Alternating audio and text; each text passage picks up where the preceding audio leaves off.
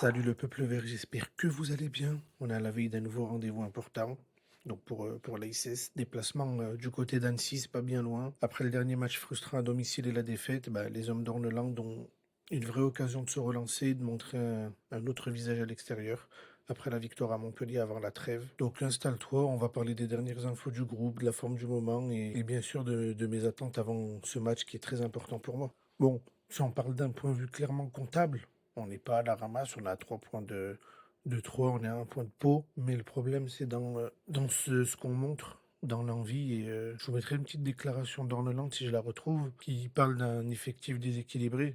Très bonne défense, très bonne attaque, mais le milieu est mid, quoi. Il est vraiment pas exceptionnel par rapport au reste de l'effectif. Et de toute façon, j'en parlais dans le bilan Mercato, hein. On a fait une erreur avec Pierre et quoi d'attendre son retour et de pas prendre un milieu supplémentaire. On savait à quoi s'attendre aussi, hein. On le savait très bien. On a pensé à la jeunesse, mais la jeunesse, la Ligue 2, c'est dur pour eux aussi. Donc voilà, on paye notre manque d'agressivité sur le mercato au niveau du milieu de terrain. On prend Jabert, c'est bien. On a moins fait qu'on a Tardieu, mais on voit bien que l'équilibre, il est bancal et que le retour de Pierre Eco, il se serait pas fait en fait. On attendait un rêve, une utopie en fait. C'était du rêve. Donc maintenant, on se retrouve avec trois milieux, des jeunes, et quand il y a un qui boite, et ben c'est toute l'équipe qui boite. Donc là, on va à Annecy qui bat à 12 points. Ils jouent leur survie à domicile. Voilà, point. Là, on est à 10 matchs, c'est bon, on peut commencer à parler d'équipes qui jouent le maintien ou pas. Ils ont 12 points, clairement on est à 10. Donc voilà, Annecy nous reçoivent et ils ont tout intérêt à gagner. Et vu notre forme et vu notre façon de jouer, pardon, voilà.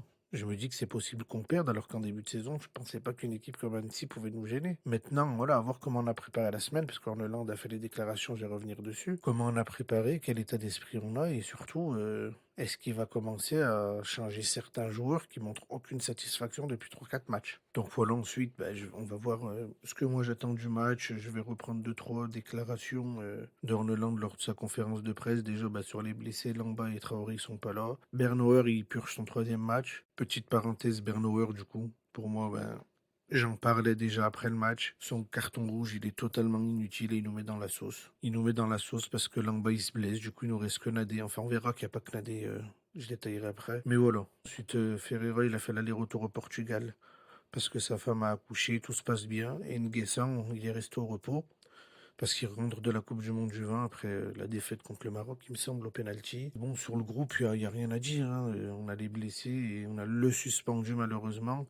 Et apparemment, j'ai lu à droite à gauche que Bato Binsika devrait faire son retour dans le groupe et pourquoi pas titulaire parce que Ferreira, dans l'axe, ça marche pas. C'est un latéral, on a très bien vu qu'il y a deux buts qui viennent de son côté parce qu'il lit mal les trajectoires. Ensuite, pour revenir rapidement sur la situation de l'équipe, il parle de un autre état d'esprit sur nos situations défensives, qui est vrai. En fait, je pense que comme on est le favori proclamé et autoproclamé de la Ligue 2, peut-être qu'il y a certains joueurs sur certains matchs qui font preuve de suffisance, ce qui arrive dans le sport de haut niveau. Donc, c'est ces petits détails qu'il faut corriger. C'est vrai que quand on est favori, quand on regarde la compo, la feuille de match et qu'on voit notre trio offensif, on peut se dire que voilà, ça va être une promenade de santé et on rentre pas dans le match comme il le faudrait. Donc voilà, faut gommer ça, faut corriger ça. Et ensuite, il parle d'avoir une discipline pour mieux aborder les matchs exigeants pour nous, mais je suis d'accord avec lui, mais pas les matchs exigeants.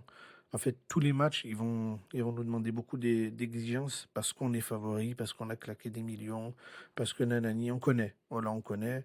Ensuite, Annecy parle d'une équipe qui va vouloir pour fermer à domicile. Comme je vous l'ai dit, de toute façon, Annecy, ils jouent leur maintien, donc gagner les 16, ça fait du bien pour le reste de la saison. Et ensuite, pour conclure, j'aimerais bien revenir sur le cas un petit peu Cardona. Voilà. Cardona-Stassin, ça a toujours marché. Et là, on voit plus du tout Cardona au détriment de Boaquier. J'ai rien contre Boaquier, mais il y a un moment où faut essayer de tenter des choses. Et le retour de Cardona titulaire, pourquoi pas. Ou autant enlever David-Ashvili, ou est-ce que Stassin n'est pas problématique. Enfin voilà, on peut pas repartir avec les trois mêmes devant et se dire que tout va bien en fait. Parce qu'on voit que non, ils n'arrivent pas les trois ensemble. Sur certaines phases de jeu, il y a du déchet. Bon, ça peut arriver, mais il n'y a rien. C'est le néant, c'est vide offensivement. Donc, autant tenter des choses et essayer d'aller gagner ou de perdre en ayant essayé. Voilà. Perdre en restant dans ses idées, au bout d'un moment, c'est pas fou. Alors que perdre en ayant essayé, comme par exemple quand on reçoit Le Mans samedi dernier. Hein. Tardieu, il marque à la 80e, il y a 3-2. T'envoies pas un attaquant supplémentaire, en fait. Pour moi, c'est une honte, quoi. T'as Geoffroy Guichard. Mais bon, voilà, c'est tout pour cet avant-match à Annecy. Un déplacement piégeux, mais c'est aussi le genre de match qui peut tout relancer. Donc dites-moi en commentaire votre pronostic, votre joueur à suivre et est-ce que vous voyez la victoire ou pas? Moi oui, je vois clairement la victoire. Et n'oubliez pas de liker et de vous abonner pour suivre la saison semaine après semaine. Et on se retrouve dimanche pour le débrief de, j'espère, une victoire. Ciao, ciao.